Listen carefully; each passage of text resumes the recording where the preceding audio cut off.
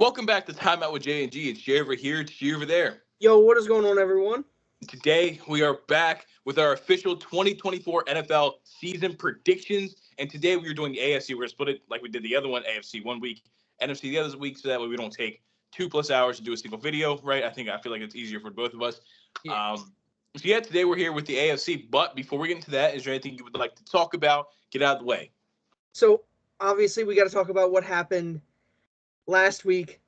Georgia Tech beating Florida State. I mean, come on now. And as celebration, Levi decided to go to the mountains and record from the mountains. Yeah.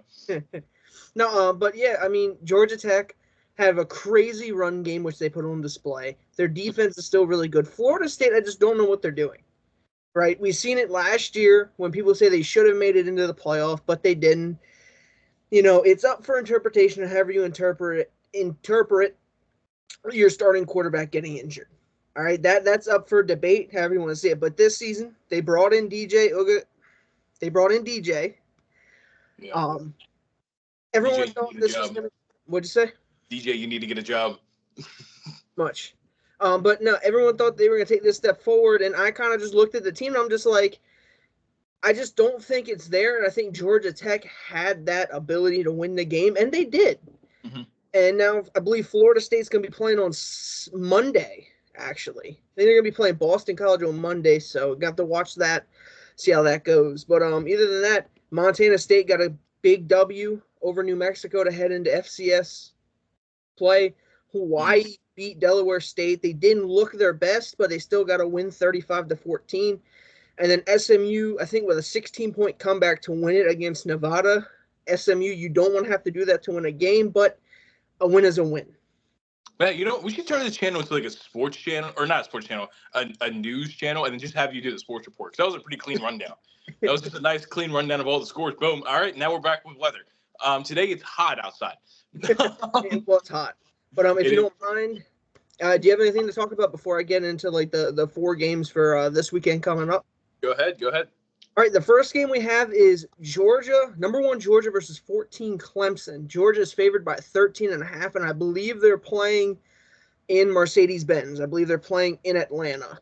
Mm-hmm. So no home field advantage, but I feel like Georgia is still in the same state. But this Clemson team, I don't think they're good enough to contend with Georgia. I'm just going to be straight up honest. Yeah, Georgia has just been steamrolling everybody. Mm-hmm. I shouldn't say steamrolling, but they've just been beating everyone pretty much, except for the SEC championship against Bama, which it was still Nick Saban's team. So yeah, Nick Saban is arguably the GOAT.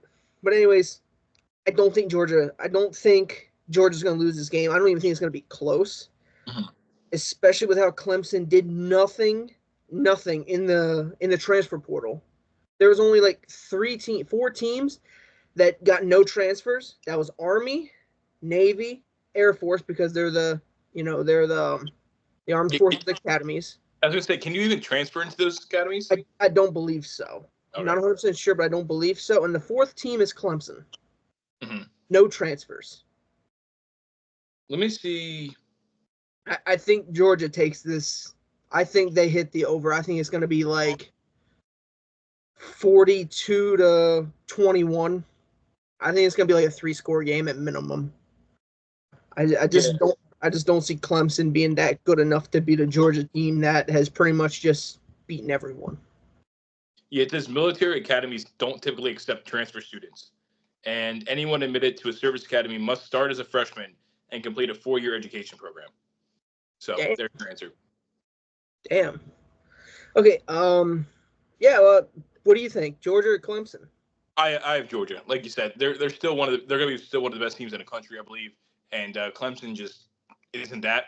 And like I said, being a top power program like that, not getting any transfers is actually nuts. I don't know. This isn't the Clemson days of the Deshaun Watson. This isn't the Clemson days of the Trevor Lawrence. You know what I mean? This is just Dabo Swinney's out of there, right? He's been out of there for he's still there. Really? Why do you think? I must be thinking of somebody else. But they're just not the same program. They don't have that guy right now. And honestly, yeah, no, I have Georgia. They're going to steamroll. Right, in the next game, which is involving your favorite team, We have Go number 8 Penn, we have number 8 Penn State at West Virginia. Penn Mhm. State is favored by 8. That's fair. Return, yep, returning quarterback Drew Aller. He's got to prove himself. Uh-huh. He's got to come out and show that he's the guy. Now, Penn State does have, now you can argue with me if you want, but they arguably have the best 1-2 punch at the running back position in the country. Mm-hmm. One of the best running games. Penn State this year has a chance to make the playoffs and potentially, in my opinion, win the Big Ten. I know that's argumentative for some people, but I think they could win the Big Ten and get a first-round bye. But they have to start off with a bang, and they got to go into West Virginia and take this win. No, for sure.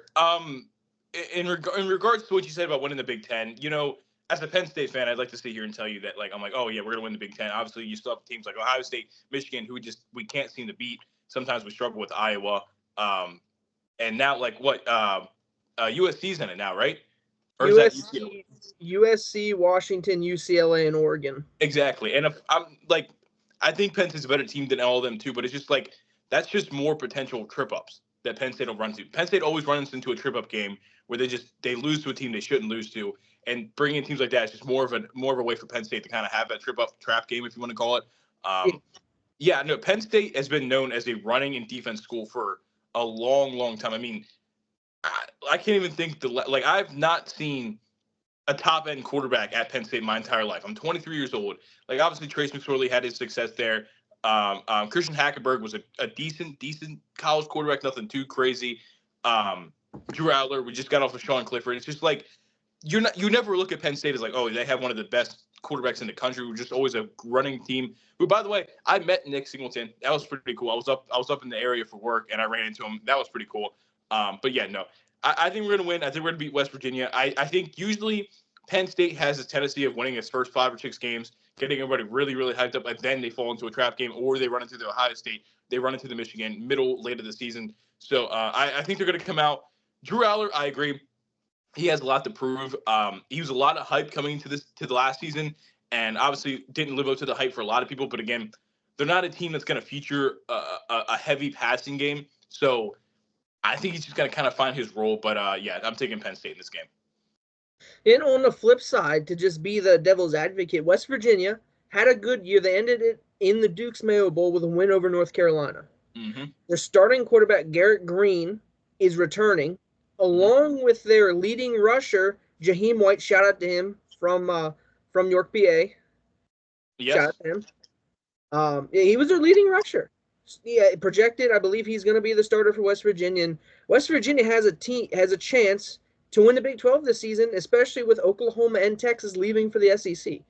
So I feel like there's also that for the West Virginia side, where it's kind of man, if we could win this game, get some momentum, this could lead us for the rest of the season and potentially get us in the Big 12 championship. Mm-hmm. Now, that being said, shout out West Virginia. My first college quarterback on NCAA 25, college football 25, I transferred to West Virginia. So shout out my boys in West Virginia. Shout out Pat McAfee. There you go. Talk about the next game. Give me 1 second. All right, but I do have Penn State to win. I think it's going to be the spread's going to be, I shouldn't say the spread, but I think Penn State's going to win by about 10. On to the next game we have number 7 Notre Dame going to number 20 Texas A&M, going into College Station. A&M is favored by 3. Now, Notre Dame, they did have Sam Hartman last year, who was a good quarterback for them. But now they got Riley Leonard from Duke. He's named the starting quarterback for the Fighting Irish. He had a good season last year, but injuries hindered him through the back half of the campaign. Now, Sam Hartman led the team to a 10-3 record that included a Tony the Tiger Sun Bowl win, right? Shout out Tony the Tiger. Tony the Tiger. There's shoes to be filled, and he's got to be able to step in and fill them. I don't think Notre Dame is going to be able to go into College Station and win, but that's up for debate. Now, the other interesting thing about Notre Dame, you know how the 12-team playoff for college football is, right? Yeah. The top 4, it takes the top 4, Power 4 champions, like the SEC, Big 10, Big 12, and ACC. They get 1 through 4. The 5th seed is for the group of 5 champion. They get an automatic bid, the highest rank. So it could be Boise State out of the Mountain West, you know. But since Notre Dame's not in a conference, they cannot get a first round bye. Mm-hmm. They could go 12-0, not going to get the bye, which I feel it makes it tougher, but I don't know. I don't know if Riley Leonard's the guy to get them to that point, but it's to be seen. Now for A&M side, you just got rid of Jimbo Fisher. Mm-hmm. They went 7-6 with a loss to Oklahoma State in the bowl game. This team is just very unorganized in my opinion, Mm-hmm. especially under new head coach Mike Elko, former Duke head coach. So you kind of got the quarterback versus the head coach here from Duke. But I don't think the Fighting Irish can come into College Station, which in a lot of polls is top 10, not top 5, if not top 5, top 10 in craziest places to play, hardest stadiums to go in and win at. I'm saying A&M gets the win in College Station to start the season off. I guess technically I'm going to take the upset. I'm taking Notre Dame in this game. Okay. If there's one thing that travels, it's defense. And Notre Dame, the Fighting Irish, have a very, very good defense. Like you just mentioned, this A&M team have a brand new head coach. Their team is kind of in a lot of flux right now. Notre Dame, yes, they have the new quarterback, but was a starter, again, had his injuries. I just think for a team that we're kind of questioning if they're organized and ready, I know they're coming out at home, which is going to be an advantage for them. They have one of the best places to play in college football. But again, defense travels, defense wins championships. And again, I'm not pegging this Notre Dame team to win a championship or anything like that. But I think week 1 they're going to come out, and yeah, I have Notre Dame winning. I mean, hey, I gotta respect that. You know, Notre Dame, like I said, one of the best defenses. You know, I feel like this is going to be one of the better games on Saturday. I agree. Now, for the last game, right, and I think this is going to be the upset of the week, if you would say. Okay. It's South Dakota State at Oklahoma State. Now, Oklahoma State, I believe, is 17. Okay. But the reason I have this is the spread is only 9.5 towards Oklahoma State. South Dakota State just came off a 15-0 season, which included an FCS championship. Yes. They're returning their starting quarterback, Mike. I had the name all planned out, ready to go. Gronowski, something like Mark. He passed. Mark. The man Mark from South Dakota State. He passed for 3,058 yards, 29 touchdowns, and rushed for 402 yards, 8 touchdowns. It's like Gronkowski without the. It's Gronowski. I don't know. That's what I'm thinking. That's what. Yeah. That's what I was gonna. That was what I was trying to say. But he's gonna come out swinging. You know, they won the FCS, went 15-0. They dominated the FCS. They've been dominating with them. North Dakota State, it's crazy what they've been doing on the FCS level. And I feel like they're gonna come into Oklahoma State and they're gonna get the win. But Oklahoma State is coming off a Big 12 championship game. They did lose to Texas, and obviously Texas is one of the powerhouses in college football. But they did beat Texas A&M, like I mentioned earlier. And like I also mentioned earlier for West Virginia, this Big 12 is wide open. Yep. This team could mess around and end up winning the Big 12 championship and getting a bye in the playoffs. I'm going to agree with you. I'm going to go with South Dakota State. A lot of people are going to see that they're an FCS school and be like, oh, well, they're not going to stack up with Oklahoma State, an FBS program. But they've won 29 straight games. Yep. The Jackrabbits. They, like I said, they came off a championship. I can understand the idea of, like, you know what, the better talent's going to win, and you would just assume a team like Oklahoma State would have better talent because of the program versus an FCS team. But I think this team is hungry. They're ready to go in there. They're ready to prove themselves again and again. They've done it over the past couple seasons. They're ready to do it again. And yeah, this is a big spot for them to walk in week 1, and they're on the road, right? Yes, they're at Oklahoma State. Yeah, this is their way to walk into Oklahoma and get out with a big victory. Yeah, I mean, I would love to see it. You know, underdog story, get the tone set for their FCS season, but you know, you never know what could happen on any given Saturday. Yeah, Matt. Hey, week 1 is the week for Matt. I guess it is. Yeah, week 1 technically, because last week was week 0. Yep. But week 1 is the week for upsets. Absolutely. All right. Is there anything else? Any more games? Nope. That's gonna be the thing. Just staying that now. Every Wednesday, if we can, is gonna be my top four, or I shouldn't say top four, but four college games that we're gonna talk about. Your And if you favorite, your have like favorite four of the week. pretty much like my favorite four, and if you want to throw like two teams in there, two games, be more than glad to do it. Okay, this is Levi's picks, man. We're gonna have to leave it at that. We're gonna give you your own segment now. Also, just to say, not to toot my own horn, but week 0, I am 4-0 in my Yep. picks. I am Yep. 4. So all I gotta do is just take betting advice from Levi. So if you get it wrong, you find him. No, no. I do not condone any gambling. Yeah, no, don't do that. It's a bad habit, folks. Do not get into Yes, that. it is. Anything else we'd like to talk about before we get into these preseason or not preseason, regular season rankings for these teams? I'm ready. I'm excited.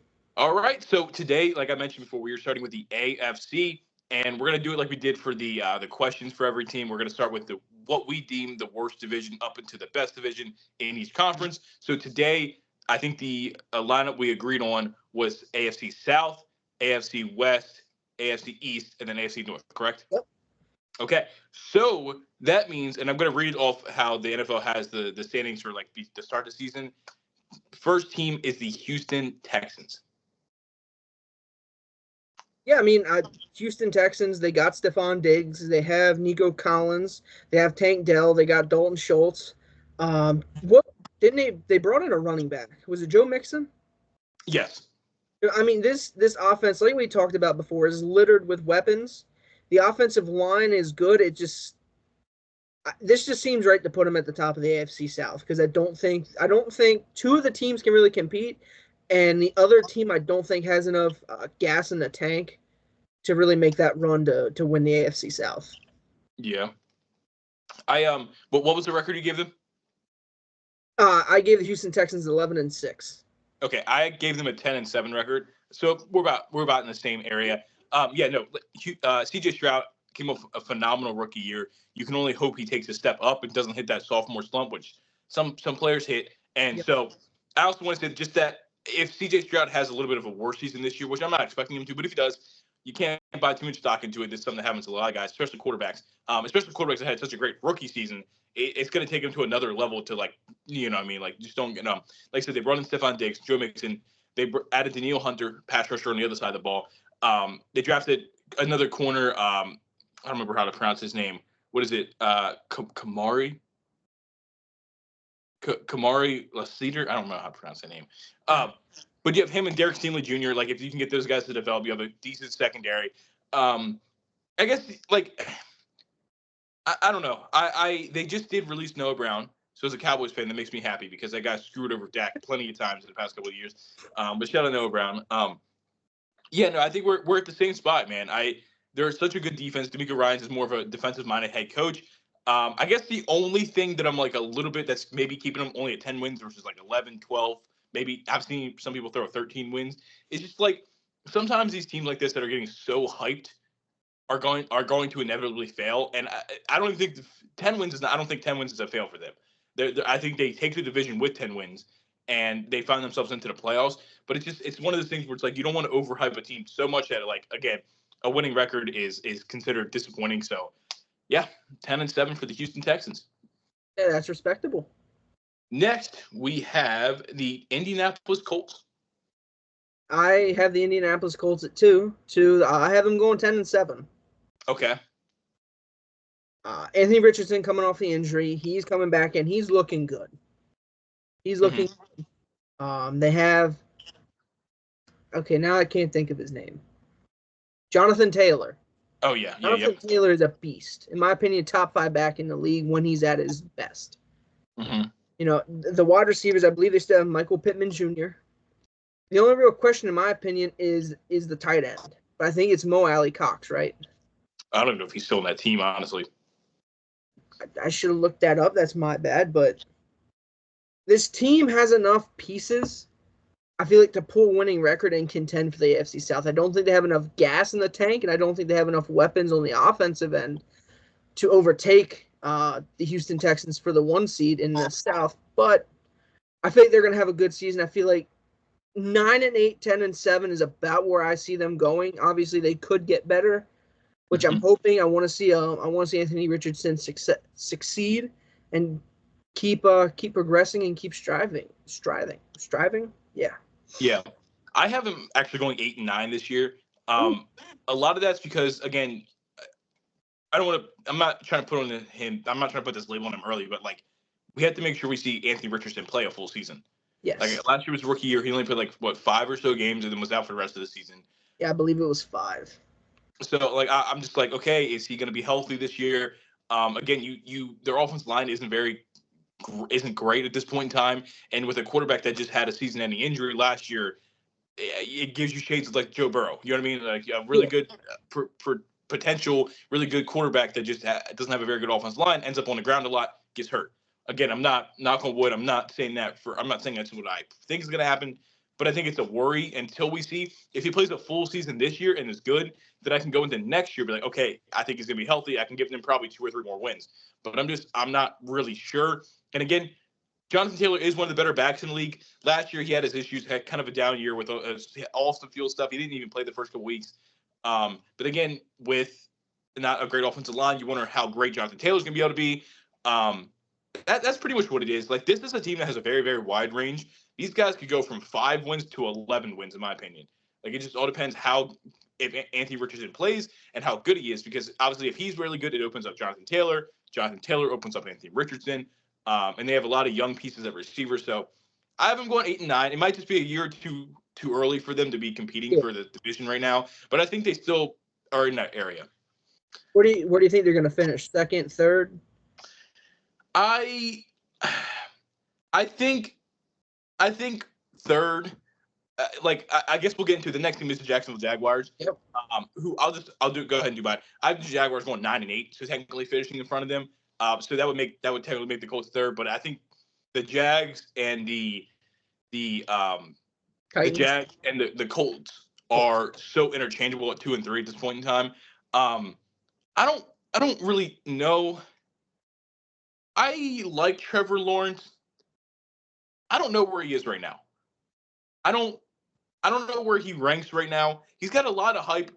He also makes some really, really boneheaded decisions with the ball, especially fumbles the ball a lot. He's been having some injury issues. I know he's been playing through a good amount of them, but it's still affecting the way he plays. I don't really know. You're hoping their offensive line's better this year. They brought in Gabe Davis. They drafted Brian Thomas Jr., so they got him some more help on the receiving core because we know that receiving core is bad. They brought in Eric Armstead on the defensive side of the ball to help defensive line. They bring in Darnell Savage as safety, and it's just like I don't know. This is another team that has a wide range. If Trevor Lawrence, he's getting MVP hype, I'm seeing that across some places. I don't believe it, but if he plays this type of potential, they could be again an 11-win team.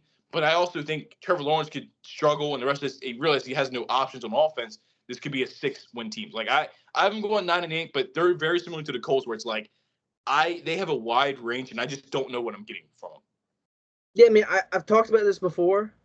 Trevor Lawrence, I'm not a real fan of Trevor Lawrence. He had a great career in college, but if you look at his stats, and I'm pretty sure it's Trevor Lawrence and Mac Jones, they're identical. Yards, touchdowns, picks, record. That's rough. Yeah, it's almost identical. Now you could say it's a lack of weapons. You could say it's this, but I'm gonna be honest. Unless Trevor Lawrence comes out here and shows me something different or shows us something different, I don't think he's the guy for the Jags. Or if he is the guy, they got to get weapons in here. They got to get a top 5 receiver in here to help him out. I don't think I'd go as far to say as that, because I do think skill set wise, Trevor Lawrence can be the guy. But I can understand what you're saying with what we've kind of seen from him beginning. I just think you've seen the flashes of what he really could be, and I think you want to, like you said, give him an offensive line, give him receivers before you kind of make that decision of maybe we find somebody else. Yeah. But yeah. So next, we'll go to the Tennessee Titans. Do you want to start? Or do you want me to start? Oh, you can start.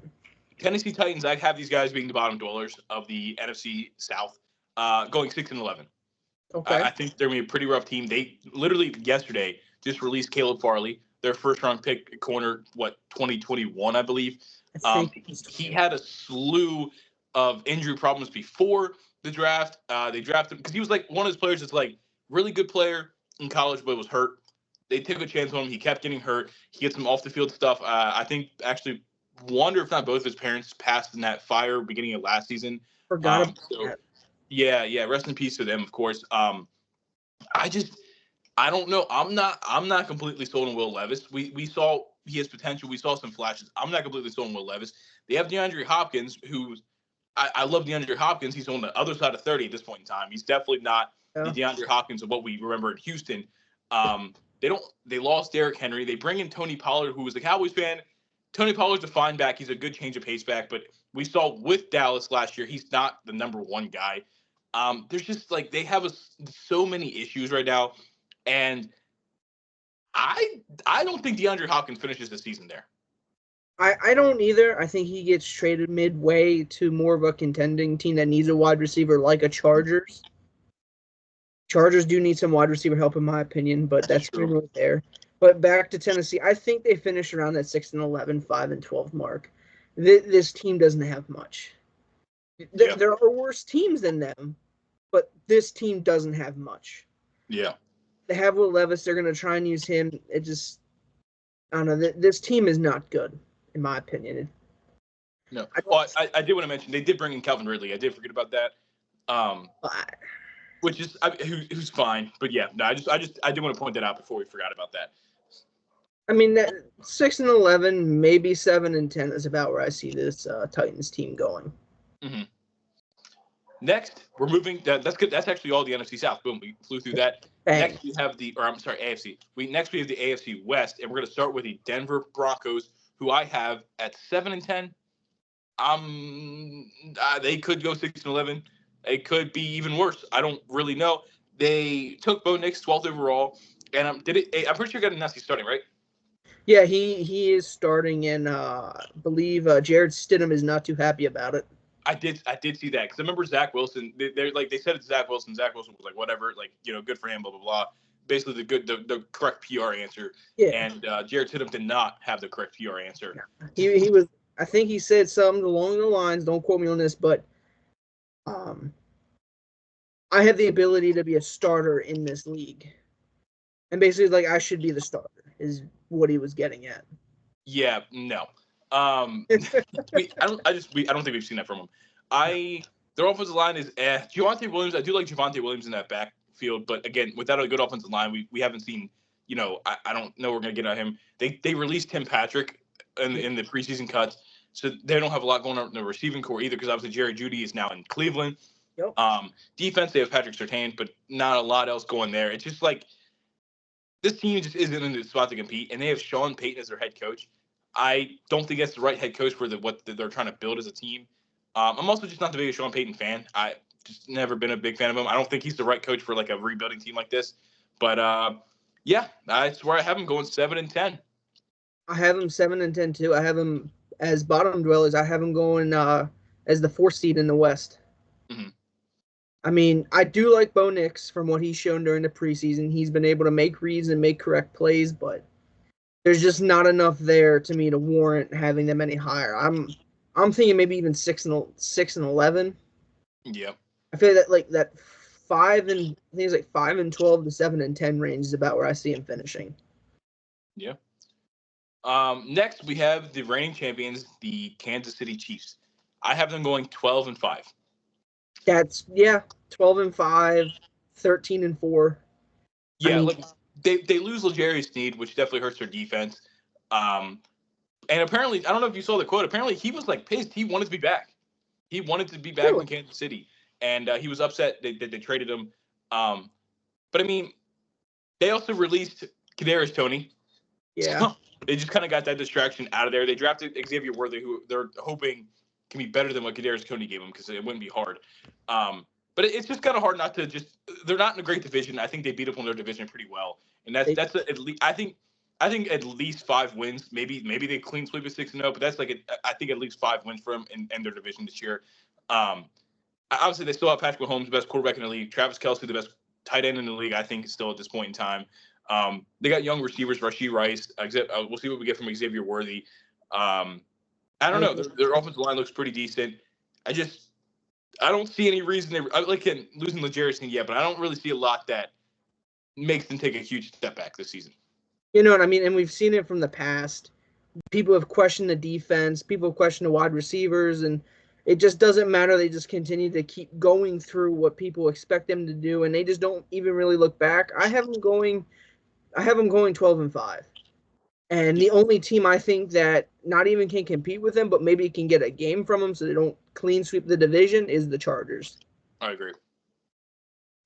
Next, we have the Las Vegas Raiders, who I have going 6-11. I think them and the Broncos are going to be interchangeable with third and fourth. I do have the Raiders technically in last place in the division. I don't like really anything going on there.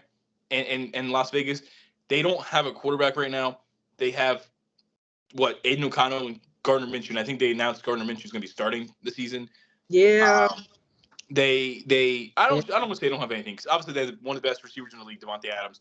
They drafted Brock Bowers, which was kind of a strange pick because they already had Michael Mayer, but Brock Bowers is kind of a guy that can play at a couple different spots, kind of like a Kyle Pitts-esque player from what we saw in college. So it's like I'm not as upset with that pick as I think I originally was. I just I don't know. Antonio Pierce did well last year as an interim head coach, but historically, interim head coaches don't usually do well in their first coaching job. So it's like, is that signal going to keep up with Antonio Pierce? Maybe he can break the mold. That would be great for them. And then again, they have to play the Chiefs twice a year. They have to play the Chargers twice a year. Hell, the Broncos could give this team a run for their money twice a year. I think they're just, right now, they're just not a good team. And I think this is a spot. I think I've made it clear before. I think they should sell Devontae Adams. And I know it's kind of a crazy thing to say. Like, let's just trade one of the best receivers in the league. But it's like, you're not competing anytime soon. Devontae Adams is also on the other side of 30 now. We got to get him to a team that he's trying to compete with. Hell, he could still be probably in Green Bay right now and have a way better chance of winning a championship than they do in Las Vegas. So it's like I don't know. I mean, I don't know what you're going to get for Devontae Adams at this point in time, especially a midseason trade. Because if he makes it clear he wants to leave, teams are going to lowball you for it, and you're just with the NFL, you don't really see the trades like you do in the NBA. NBA is player for player trades and shit like that. The NFL doesn't really do that. It's usually player for picks and that kind of stuff. Maybe a couple like decent depth pieces and stuff like that. But yeah, I don't know. Devontae Adams is probably going to finish the year with Las Vegas, but I don't think he should. Yeah, but shout out Max Crosby. Oh yeah, shout out Max Crosby, of course. Yeah, one of the best defensive edge rushers in the NFL right now. But I think they should have went with Aiden O'Connell at quarterback. You're not contending right now. I understand bringing in Gardner Minshew for some competition, but at the end of the day, you're not competing. You want the young guy to get reps and see what the young guy can do. I know you want to be competitive because that's the name of the game, but at some point you just gotta like be for real and say, hey, we're not competing this year. You know, we're not even gonna come close to winning the division. Let's just start the young guy. You know, let's start Aiden O'Connell again this season. Let's get him through what we need. We need to get him through and see if he can progress and become something more than what people think he will. Yeah. Next, for the last team in that division, we have the Los Angeles Chargers, who I have going 9-8. Justin Herbert still got that foot injury. I'm pretty sure that plantar fracture, whatever you want to call it. So I'm not really sure how healthy he's going to be to start the year. I think this is a team that could make a wild card push, but I still don't really think they're. I don't know. They bring in Jim Harbaugh, who, he's a winning coach. You like him or not, he is a winning coach. They lost Keenan Allen. They let go of Mike Williams. Like those guys, the receivers they lost. They have Josh Palmer. It's cool. They need help in that receiver room pretty badly. Their defense is pretty good. I don't think this offense has enough right now to compete. Oh, Austin Eckler's gone too. Yeah, they lost a lot of pieces on their offense, and I just don't think as good of a quarterback Justin Herbert is right now. I don't think there's enough there for their offense to compete with the Chiefs. You know what I mean? I don't think their offense is even the Bills still are going to have a big offense because of Josh Allen. Like and if you look at these other teams in the AFC, I don't think their offense is going to be able to stack up. And Jim Harbaugh is notoriously a running coach, so like now he's got a great quarterback with not a great running back room. So we'll see how it goes. I think the running backs are like J.K. Dobbins and Gus Edwards. They basically just took both backs from Baltimore. Yeah, and I like J.K. Dobbins. I've always been a fan of J.K. Dobbins, even though he went to college I hate and a team I don't like. But I've just always been a fan of J.K. Dobbins. But I just with his injuries the past couple of years, I don't rely on him to stay healthy. Honestly. Yeah, I mean, you hit the nail right on the head. I mean, I have the Chargers going 9-8. I feel like they're the only team that could potentially steal a game from the Chiefs in division. I mean, they do have Derwin James on the backside, who's one of the best safeties in the league right now. I will stand on that mountain. Their corners are not bad, but they also have Joey Bosa and Khalil Mack. Mm-hmm. Those two rushing the edge, just one of the nastiest combos in the league. You know, it's a shame. It's a shame this isn't like 2015 Khalil Mack. Dude, if it was 2015 Khalil Mack, I'd probably pick the Chargers to win the whole thing. Oh, yikes. No, but this offense has potential. It needs to be executed properly. Mm-hmm. You know, Josh Palmer, I'd bank that he's going to have a good year because he's going to be that wide receiver one. Mm-hmm. I hope he has a great year. You know, shout out Tennessee, shout out Josh Palmer. But, you know, this team is good and it's kind of built to compete. I just don't think they have the running back room and the wide receiver. They don't have the skill positions to compete. I agree. That wraps up the AFC West. We're halfway done. All right. Alrighty. Next, we're going to move to the AFC East, and we're going to start with the Buffalo Bills, who I have going 10-7. They're a spot where it's like 9-8, 10-7. They're around that range. They lost Stephon Diggs. They lost Gabe Davis. They lost their entire secondary with Trey White being gone, Jordan Poyer being gone, Micah Hyde being gone. They've lost so many people. They have James Cook in the backfield, who I'm a decent fan of. They brought in Curtis Samuel. I mean, they got a receiving room like Keon Coleman, Curtis Samuel, Khalil Shakir. I mean, they got Dalton Kincaid at tight end, who's cool. Like, Josh Allen is just one of those quarterbacks. He's one of the most elite quarterbacks in the game, where he's going to make plays himself with his legs, even with his big arm. People just got to give him for a split second. Josh Allen's got a big enough arm; he can get the ball to him. Absolutely. So I do think there's that mountain. Plus, they do have. I think they have a pretty good offensive line going into the season. Like, I just think when you have one of those elite guys like Patrick Mahomes, like a Josh Allen, where it's like, just because of how great they are, they're going to make the people around them better. They're not a good enough team. I don't think they compete in the AFC. I don't think they make the AFC Championship this year. But I do think in a division where they compete upon the Patriots a couple of times, I do think, who else is in the Patriots, the Dolphins, and the Jets. Jets. Yeah, the Jets, I don't really know. The Dolphins, even I don't really know. Like, none of these teams are sticking out to me crazy this year.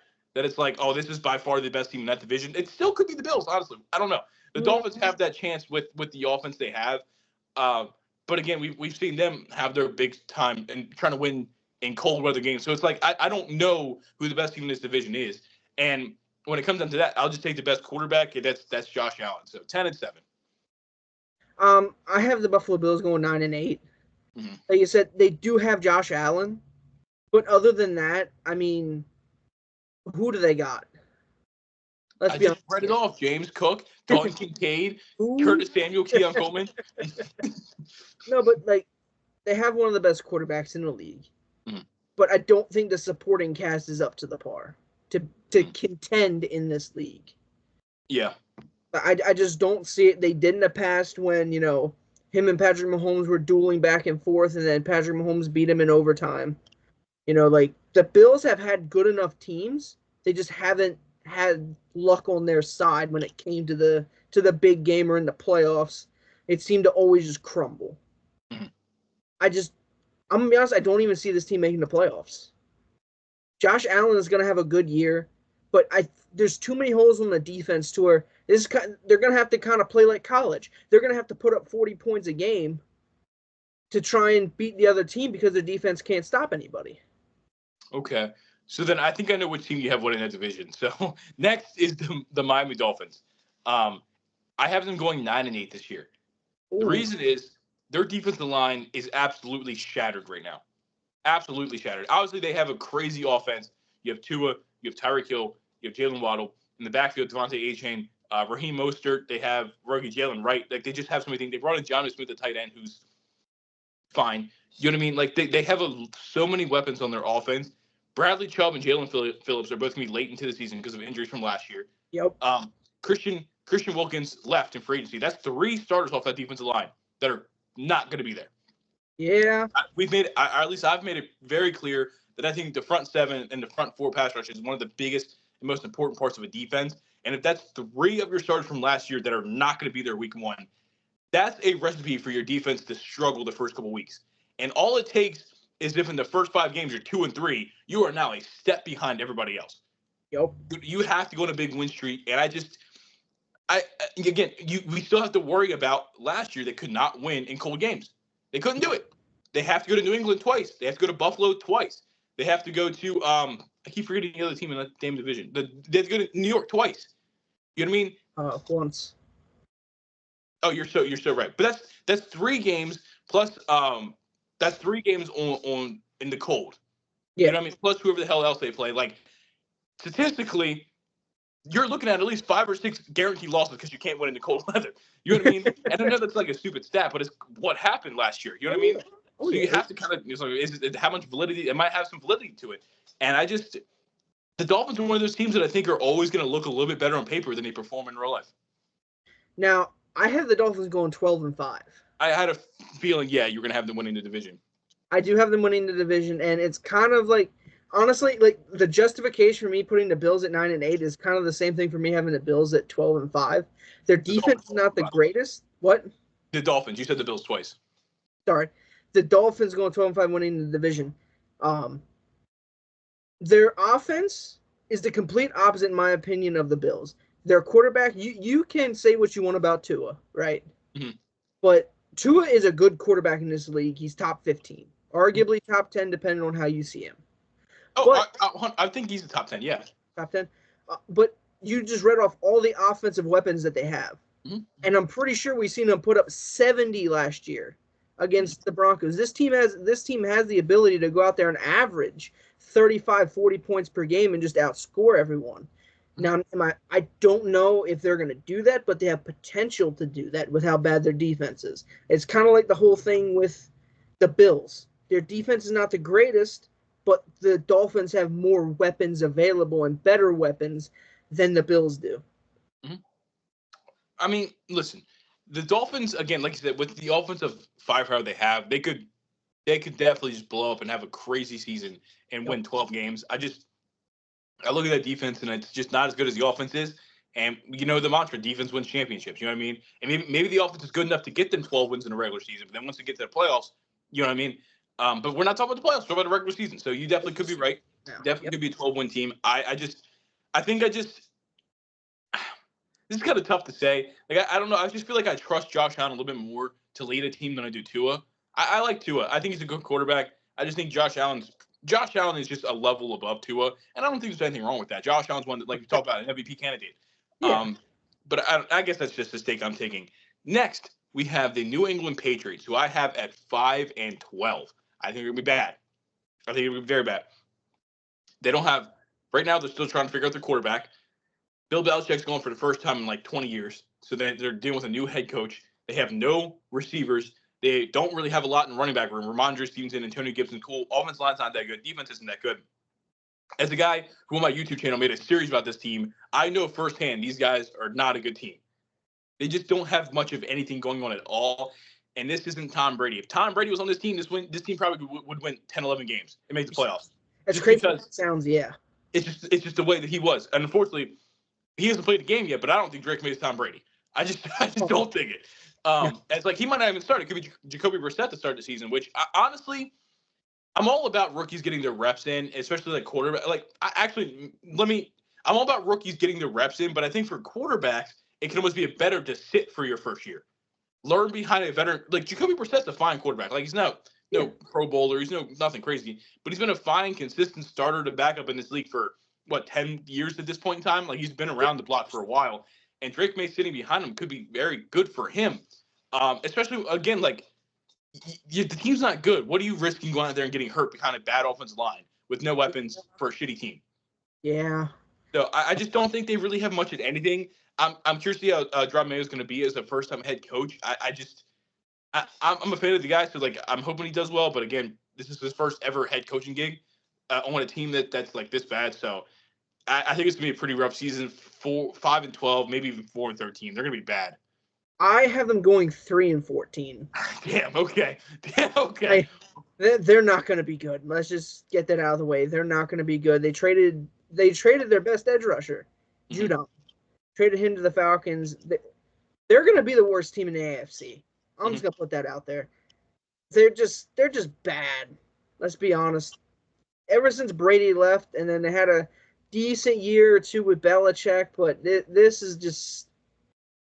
I know a lot of people are probably happy that the Patriots took this much of a downfall because of how good they were.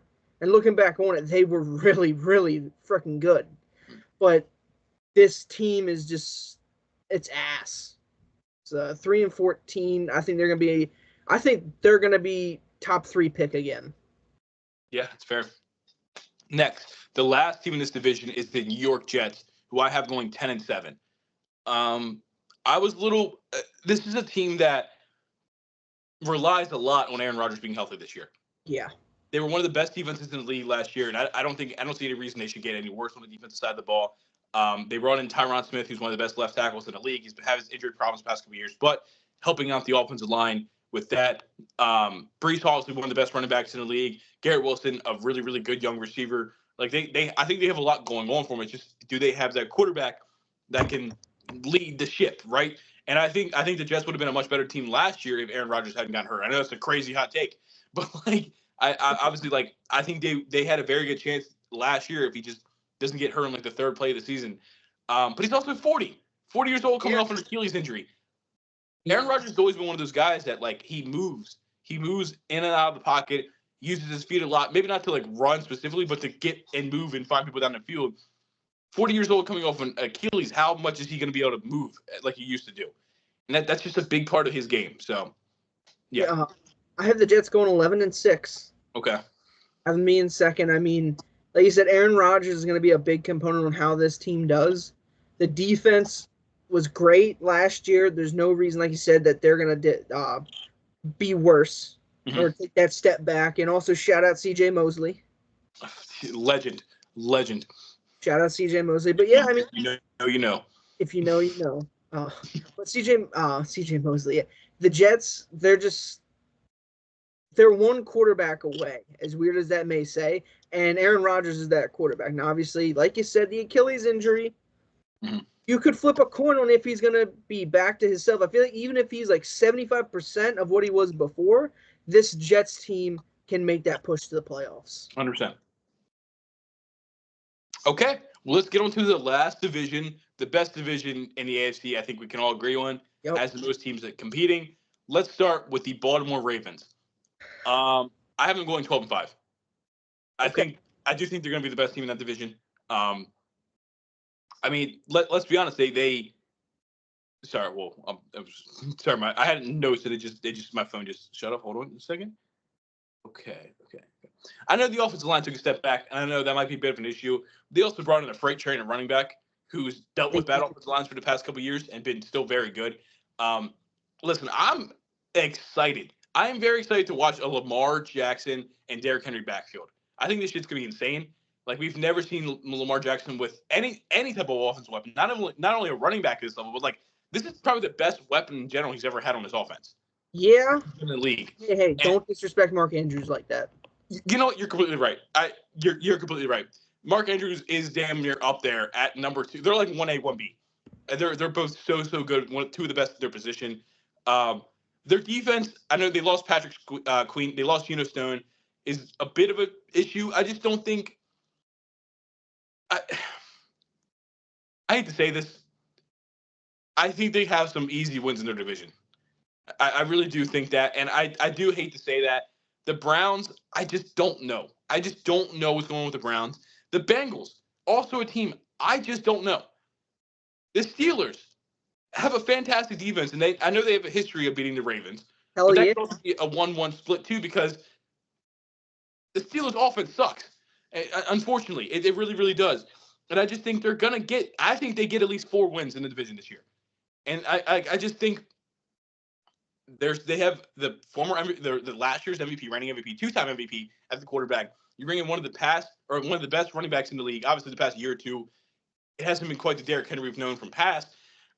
they have obviously still Mark Andrews there. Isaiah Likely really was good last year for him as another tight end option. Zay Flowers going into his second year. They still got Rashad Bateman, who I don't really know what they're going to do with him. Like, I just think kind of like the Josh Allen thing is that Lamar Jackson is such a talent himself that he's going to will them to victories.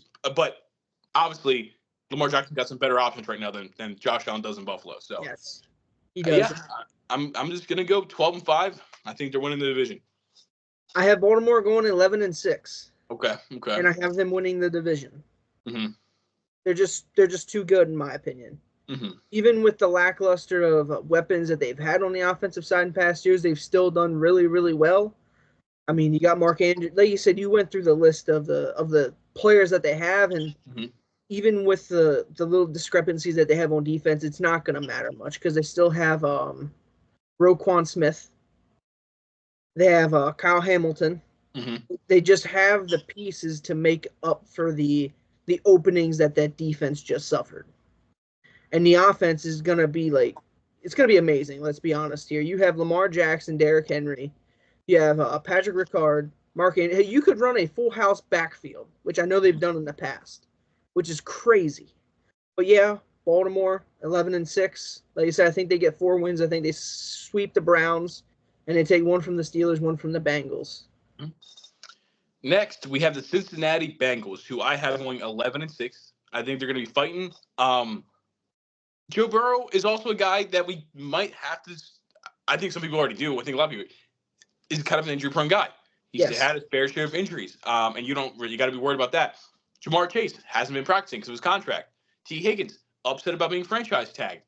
So it's like they have a couple big options there. Zach Moss and Chase Brown are the running back duo.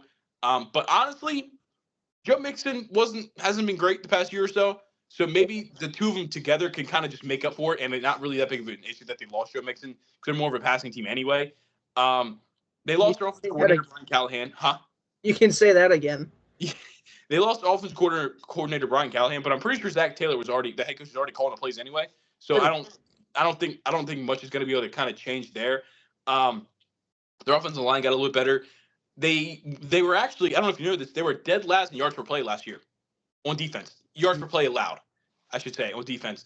But they did lose DJ Ritter, but they bring in Sheldon Rankins and they bring in Geno Stone from the Ravens. So I mean, it's not going to be hard to be better than dead last in yards per play allowed.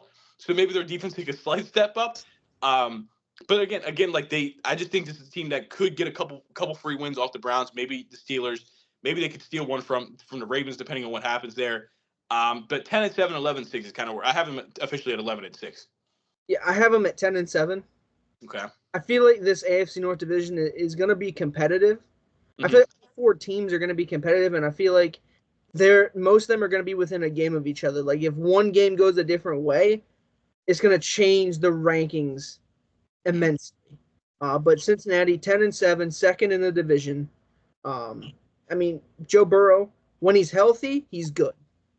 Yeah. I know T. Higgins, I believe. No, not T. Higgins. I believe Jamar Chase is. They don't know his availability for week 1, but then again, that's just week 1. Mm-hmm. Like you said, they're going to throw that ball around the field to T. Higgins, Jamar Chase, and this Bengals team is going to. Hopefully, the offense is going to be back to what we've seen when they went to the Super Bowl. And hopefully the defense takes a step up. Yep. Next, we have the Cleveland Browns, who have going 7-10. I don't know. They're another one of those teams kind of like the Steelers we talk about, or we're going to talk about. They have a good offense. I'm sorry, they have a good defense, but their offense is very lackluster. Nick, if we know for sure if he's going to be there at the start of the season after his knee injury last year, their offensive line, they lost their offensive line. That kind of directly impacts Nick Chubb as well if their offensive line gets worse. Deshaun Watson just hasn't been a good quarterback these past couple of years. I don't know what happened. Well, I don't know what happened on the field, I should say, to make him just not be as good of a quarterback. And I just I don't know. I don't know. Apparently, Denzel Ward suffered another concussion, and I think he's had more than 5 in the past couple of years. Like he's always having concussions, so that's another big issue you have to worry about because that's one of the better corners in the league when he's healthy. I don't know. I don't know. Dante Foreman, who played a little bit last year to back up Nick Chubb, had an injury in training camp, so they're not even sure his availability. So it's like this is a team that they bring in Jerry Jeudy, okay, but walking in, their offense could be awful, like awful next year. Yeah. Or I guess this coming season. And it's like maybe Jerry Jeudy helps Deshaun Watson be a little bit better. I don't know. But you need Nick Chubb to be back for Deshaun Watson to be at his best to take some pressure off of him. Because teams should be more worried about Nick Chubb in 2024 than Deshaun Watson, unfortunately, for him. I don't know. I don't know. I just think this is a team that has a wide range. Because if we're getting like Houston Texans, Deshaun Watson, who we haven't seen in years, honestly, at this point, so I'm not really expecting it. Yeah. This could be a 10-win team, but if we're seeing the Deshaun Watson in the past couple of years, this is a 6-7-win team. They don't have an offense to keep up, especially without Nick Chubb for who knows how long into the season. Yeah, I mean, Nick Chubb is basically the heart and soul of this offense. Mm-hmm. And if he's not there, the train's not leaving the station. Let's be honest here. Yeah. Deshaun Watson's not what he used to be. I don't think he's going to go back to what he ever used to be. I think he could be better, though, but it's not hard to be better. Yeah, that's fair. That's fair on that one. I mean, I have them going 8-9. I feel like just from a defensive aspect, they're going to get some wins, especially when you have Myles Garrett rushing the edge. That is absolutely phenomenal. But 8-9 last in the division. Yeah. Next, we're going to finish with the Pittsburgh Steelers. I'm throwing them at 7-10 as well. They have two quarterbacks, which means they have none. And even though two of the quarterbacks, neither one of them have been good. So I don't know. They did name Russell Wilson as the starter for week 1. They couldn't score in the preseason. They could not lead the offense in the preseason. I know you don't take too much stock in the preseason, but these are two guys, especially Russell Wilson, that's unacceptable to play that much time in the preseason and not be able to lead a scoring drive at all. At least a touchdown drive. I think between the two of them, they led a field goal drive, but that's absolutely ridiculous. In the last preseason game, Russell Wilson led a drive that ended in a touchdown. Okay, my bad. I'm sorry. One touchdown drive in 3 preseason games. Yeah, I don't know about the rest, but yeah, and even then it was a 31-yard run by Cordell Patterson. Yeah, they let go Deontay Johnson walk. They have George Pickens. You guys bring in Van Jefferson, who's I guess going to slide in as a number 2 receiver.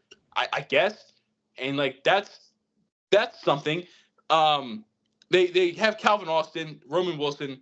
Apparently, those are the guys that have made some noise in training camp and have gotten some eyes. So maybe those guys feature in the offense a little bit. Obviously, you have Cordell Patterson, who can play kind of a running back receiver split. But you also have Jalen Warren and Najee Harris in the backfield. So how much is Cordell Patterson going to carry the ball? Probably not too much. It's Arthur Smith, though. That is very true. I hope that was said as not a good thing. Unfortunately, this is a top 5 defense unit, I think. Offense is just absolutely awful. They don't really have receivers. The offensive line is on a better spot than it has been in the past couple of years, and they have 2 decent running backs. I think they could be a decent running offense. It's just, are you going to have a quarterback that makes teams respect them enough to not put 8 in the box? You know what I mean? You can be a decent running team, but if you're constantly going against heavy sets on defense and there's not much your running backs are going to do, especially when guys like Najee and Jalen aren't exactly speedsters. You know what I mean? They're more of you're kind of up through the middle. They're pounding yards, and against a 7-8 man box, it's going to be really hard for them to really get an offense going. I don't know. Russell Wilson is just taking such a dive these past couple of years. I don't know what's going on mentally. He's had his problems. It just seems like he's not reading the field. He's not throwing the ball as well anymore. His mobility's not there. It's just this is a guy that was a Super Bowl winning quarterback. I understand you can put a lot of it on Marshawn Lynch. You can put a lot of it on that defense, but he was still the quarterback, and he made plenty of crazy good plays to help them win Super Bowls or Super Bowl. But go to 2. But he even his last year or so in Seattle wasn't very good. You definitely took a drop. Denver, we know what's going on there, and it's not a great start in preseason for his Steelers tenure. I don't know. Justin Fields is a guy that you look at Justin Fields and you're like, there's a lot of potential there. It just is not being seen at all. And I don't know what it is. I guess with Chicago, you could put some. The offensive line wasn't very good. Didn't have a lot of receivers at that point in time that he was there. Obviously, they loaded up once he left. But it's I don't know. Yeah, it's like maybe he hasn't been in the best situations, but again, he doesn't look very good either as a quarterback. So it's like, I know a lot of people were talking very highly of the Steelers and the fact that, like, oh, you got these two guys, Russell Wilson, who could probably start the season and help teach Justin Fields, and Justin Fields eventually potentially takes over as your future quarterback. Right now, neither one of them look any better than we saw them in their last stop. So I just think this is it's unfortunate too, because I don't know how much longer you guys are going to have this top defense. You guys have a really, really good defense right now, and I'm afraid by the time the offense picks up, the defense is going to be getting older. This is one of those scenarios where I wish we had the 3Bs offense with this defense. Yeah. It would be insane, but I have the Steelers going 10-7. God, okay. A little bias there, huh? I mean, but if we look at it before, remember when Big Ben got that Tommy John surgery and we went through a season of Duck Hodges, Mason Rudolph, and they still went 9-8, or they went 8-8 at that point, still pulled out a non-losing season. I mean, I feel it could be to that. And the thing about Russell Wilson is, in my opinion, he's shown that he can be a top quarterback, but he's a game manager, in my opinion. Yeah. And when I say it like that, it's more of to the effect of when he was in Seattle, he had Marshawn Lynch. He had some good wide receivers, but they relied heavily on that defense. Mm-hmm. They relied a lot on that defense. Then he goes to Denver, and they want him to play like an MVP candidate because the defense wasn't that good. And they wanted him to elevate the play and, in my opinion, be something that he could have been back in his younger days, but at this point, I don't think he can do anymore. Now he's coming into a scenario in Pittsburgh where you have one good receiver. I hope they make the trade for Ayuk. I hope that goes through. But I'm just gonna bank that that's not gonna happen. You have Pat Freiermuth. You have a probably arguably the best offensive line the Steelers have had in a while. Mm-hmm. Since the days of David DeCastro, Pouncey, Villanueva. Probably your best post-Roethlisberger offensive line. Pretty much. And the running backs, like you already went through, but the whole thing is just the defense. Mm-hmm. This defense, their biggest hole was middle linebacker because of all the injuries. They brought in Patrick Queen. I love that. Mm-hmm. I don't know. This defense is just too good to have a losing season. I understand that, especially because of the fact that Mike Tomlin's never had a losing season. I definitely see your argument, and I can't. When you initially said 10-7, I was like, whoa. And you explained it a little bit, and I'm not as upset with it. I think you made some good points. I don't know. We saw a lot of boneheaded plays for both Russell Wilson and Justin Fields that have lost their team games. Yes. And I'm also afraid that, like, you guys could lose some 13-10 games this year because their offense just can't do anything. You know what I mean? And that's if I'm a Steelers fan, that's the part I'm afraid of. Is that what if our defense could lock down and hold a team to 10 points, but our offense can't move the ball? Hey, you know what I mean? That's happened before. Exactly. So it's like I'm not trusting. Listen, by week 5, I could change my mind, and I reserve the right to change my mind. If maybe they're 2-3, maybe they're 3-2, but if I'm seeing that, hey, the offense is moving the ball as consistently, the Steelers very much could be a fight for I won't say play-in, for a wild card team. You know what I mean? I think they have a pretty decent range in themselves, but I'm gonna unfortunately have to give them a losing record for the first time in Mike Tomlin's career.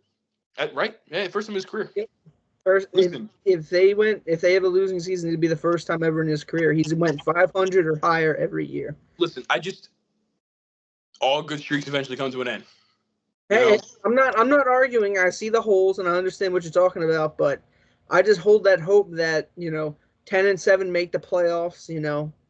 Do what we always do, lose in the first round to the higher seed, get blown out by 20. But I've come accustomed to it by now. Listen, if the Undertaker can lose his WrestleMania streak, Mike Tomlin can lose his winning season streak. Okay. Hey, I am a true believer that he was supposed to keep the streak going, but Brock Lesnar wasn't having it. I don't know. Well, that is our official predictions for every single AFC team for this 2024-2025 NFL season. Is there anything you want to hit on before we get out of here? How do you feel about your predictions? We're, for the most part, pretty close in all of our predictions.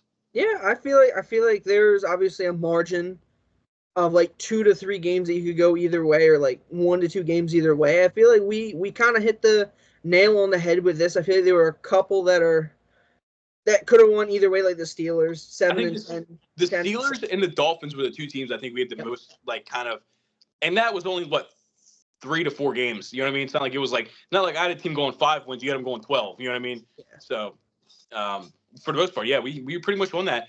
So that means next Wednesday is going to be the NFC ones. Yeah, right. Yep. So about then my favorite team at the end of that one. So that's gonna be interesting. See your take on that after I just shit on the Steelers for a little bit. But is there anything you want to talk about before we get up out of here? Shout out Boston College playing Florida State on Monday.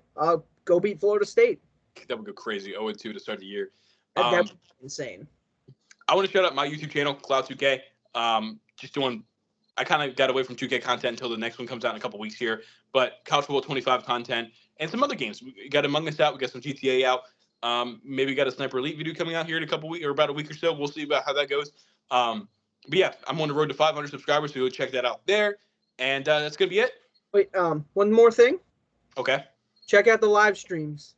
Oh yes, I try to live stream 2 to 3 times a week. There's no really set schedule. It's just whenever I kind of have some time to get on.